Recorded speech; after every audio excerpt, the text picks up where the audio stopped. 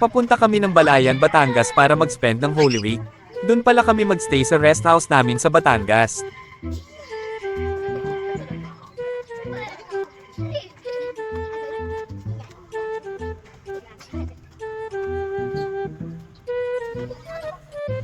Ayan, patawid na sila at hinihintay na sila ng driver.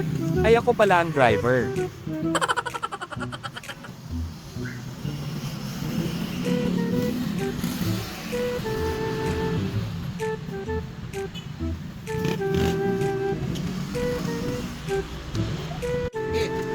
Sumakay na sila ng van at ipinaayos ko yung mga bag para makaupo sila ng ayos. Dahil ang dami naming bitbit na gamit. Yung iba kasi iiwanan na namin sa rest house para pag uwi namin ay kaunti na lang ang aming iuwi.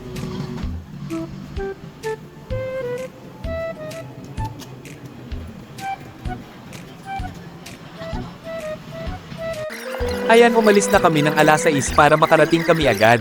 Sana walang traffic sa expressway. Dahil alam ko maraming luluwas ngayon para mag-spend ng Holy Week sa kanya-kanya nilang province.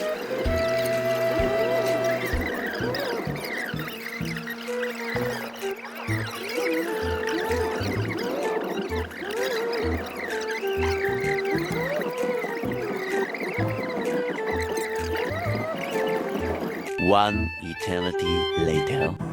Makalipas ang 1.5 oras nakalabas na kami ng Calex. Medyo matraffic sa South Expressway dahil madami talaga lumuluwas, sana dito sa Tagaytay ay walang traffic.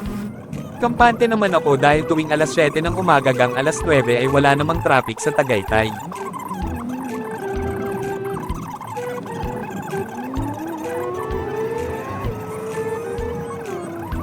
Dire-diretso namin ang biyahe namin dahil maaga pa nga. So nag-decide kami na pumunta muna sa Mahogany Market para makabili kami ng beef shank para pang bulalo at beef kimchi para pang kaldereta. Bumili muna pala ako ng danggit, dried pusit at dilis para pang almusal namin kinabukas. Madami na din kasi ako bitbit na pang almusal tulad ng hotdog, ham, bacon at tocino, syempre di mawawala ang itlog.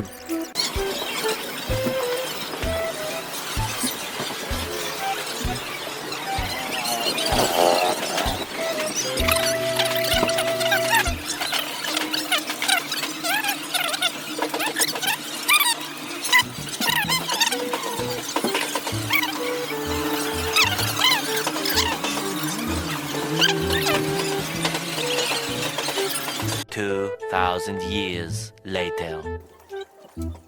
After 1 hour nakarating na pala kami sa rest house, di na ako nag-video papasok. Nag-unload na pala kami ng gamit at ipinasok na ito sa loob. Medyo nagugutom na kasi kami dahil hindi kami nag-almusal nung umalis kami.